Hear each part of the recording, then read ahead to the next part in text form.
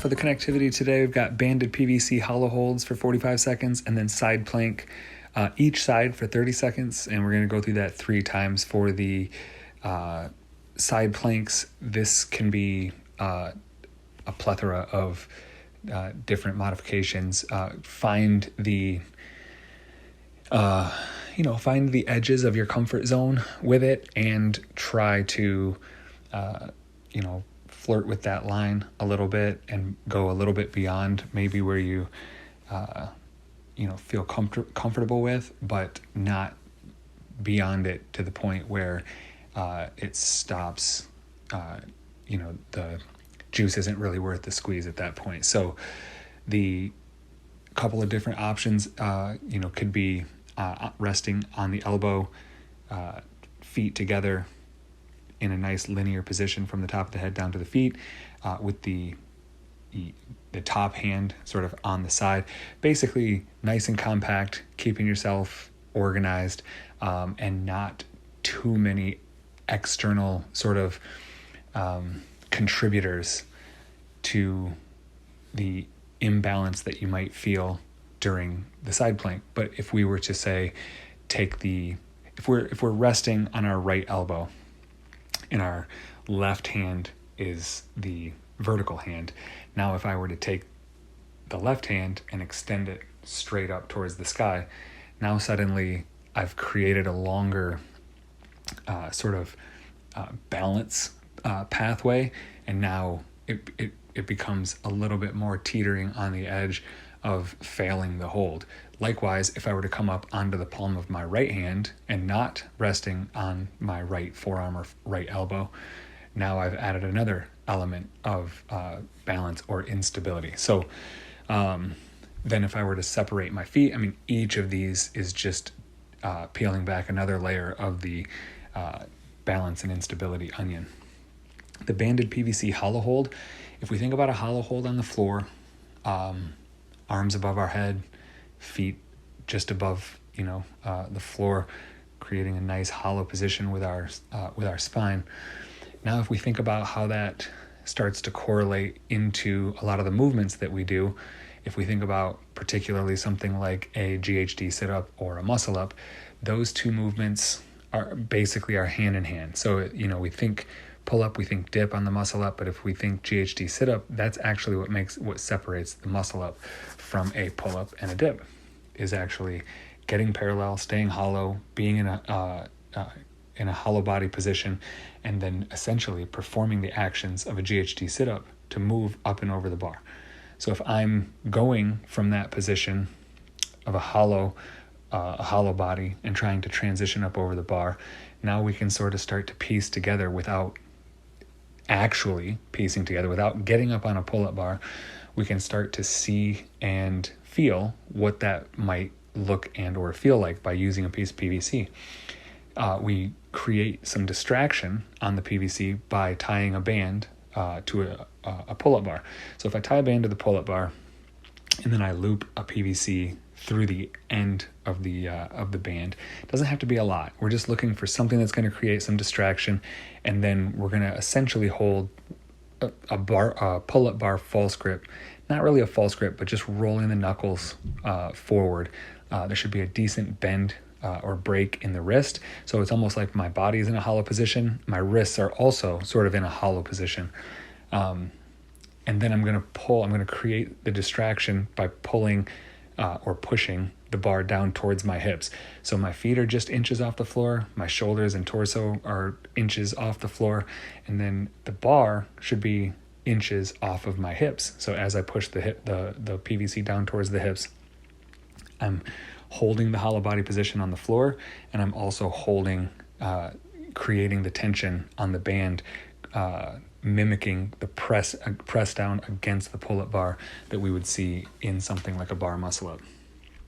The Metcon for the day is a 12-minute, as many rounds and reps as possible of a 500-meter row and 5 rounds of 12 deadlift, 9 hang cleans, and 6 shoulder overhead.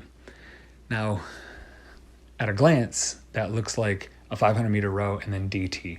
But I'd like to take a second to point out the differences between the two, and then something in the sort of we've had this conversation at least a half dozen times. I mean, if not, I mean, you could look at the nuance of the conversation and say that we have it just about every day when we say things like appropriately challenging, scale accordingly.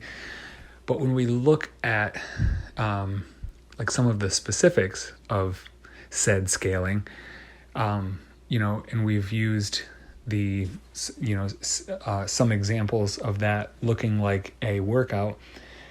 Let's use Diane, for example. So Diane has, well, no, you know what? Let's use Fran and Kalsu. So Fran has 95-pound thrusters. Kalsu is 135-pound thrusters.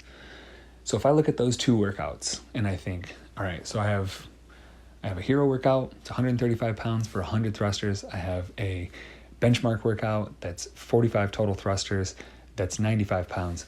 How am I, if I look at one workout, if I looked at Kalsu and I thought, you know what, not happening. I'm not doing 135 pound thrusters. I'm going to scale that.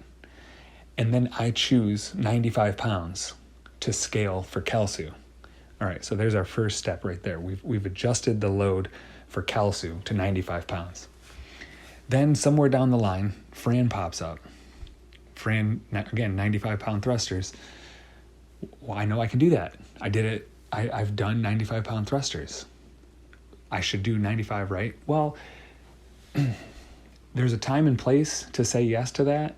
It's far less frequent to say yes to doing that than it would be to say, no, I should scale this and I should get my time up, right? I should look at it and think, is it possible? Do I have Fran sub 3 yet?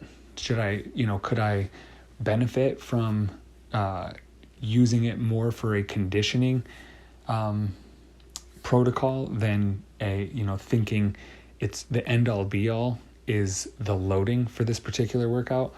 So maybe I should take the same approach that I did with Kalsu, even though it's not necessarily required of me. Like maybe I looked at Kalsu and I thought, I don't think I can do 135-pound thrusters, certainly not 100 of them. But then I look at the 95-pound thrusters from Fran and I think, well, I scaled the Kalsu thrusters to 95. This should be a breeze, or I can at least do it. But knowing that Kalsu is one stimulus, I think it's got like a 25-minute cap generally. And then Fran is another. The goal is sub 5, certainly, sub 3 if you're moving. And, sub 3 just to sort of like set your standard and say, now is time for me to go up, or now is time for me to make it a little bit more challenging on myself next time.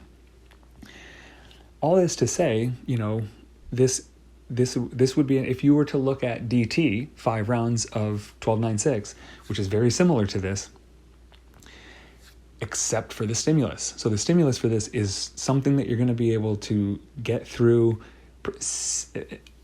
at least the entire round, if not multiple rounds, without stopping. Now, there's no guarantees, but if I look at this at the load and I think for DT being 155 for the barbell, and I think I don't think I can make it through DT at 155. If I were to scale that down to 95, and then I looked at this, that's why I used Fran as the example. If I looked at this and I thought, well, I could do 95, they're two different workouts, the stimulus for one versus the stimulus for the other. The stimulus for this one should be to go, like I said, to go through the entire round unbroken, whereas the stimulus for DT, we often do like checkpoints. We often say go 11, rest, then do the 12th deadlift so when you're ready to go into the cleans, because then you don't create a 13th deadlift. You could that could still apply here, but it shouldn't apply so soon. We should be able to sort of breeze through this. The goal for this would be to get maybe 2 full rounds, which would mean, 500 meter row, 5 rounds of 12.96, 500 meter row, and then get back into the 5 rounds of the 12.96 for a second time. Again, that's going to vary from person to person, but just pointing out that sometimes it's appropriate to look at something and think, I have the ability to do that, so I will. And then there's another way of looking at it, which is I have the ability to do it, and should I? So, we often we often point out that, like I said, there's always a time and place for it. There's the pack your lunch workouts, where today's the day that I'm gonna test the waters, and I'm gonna see what my Fran time is as prescribed. Like, it might be 13 minutes, which is not Fran anymore, but it gives me a baseline for where I am with Fran RX. Then I come back to Fran the way that I've done it every other time that I do it, and I try it 65 pounds, I try it at 75 pounds, I try it, I continue to flirt with the RX loads. I try it with jumping pull-ups, I try it with assisted pull-ups. I continue to try to push myself towards the RX pull-ups. And then finally, when I feel like everything's coming together in a perfect storm of CrossFit, now I'll give that a go. But it's not a day in and day out type of a grind like that, and nor should it be. So when we see this and it's 12.96, 5 rounds, and I think of DT, great, but this should be much lighter. That's why the RX is totally different from DT. I want the 500 meters on the row to be a big effort. I want that, I want us to be searching for the ends of our capacities on the 500 meter row, get off and be feeling it. Get to the barbell, try to get through a couple of rounds at least. That's the goal. And to not need a full recovery from the row to be able to get to the barbell and pick the barbell up and continue essentially the suffering after the 500 meter row. It's also why I picked 500 and 1,000. I had it written at 1,000. I pulled it down to 500 for the effort. So, and I also made it 12 minutes so that we would see the effort and think, or see the time and think it's going to take a pretty solid effort to get whatever the stimulus is for this workout, unless it's just one round, and it's not. I'm looking for, at about, even if it's a 2-minute over under for the 500, we're looking at 4 minutes of rowing.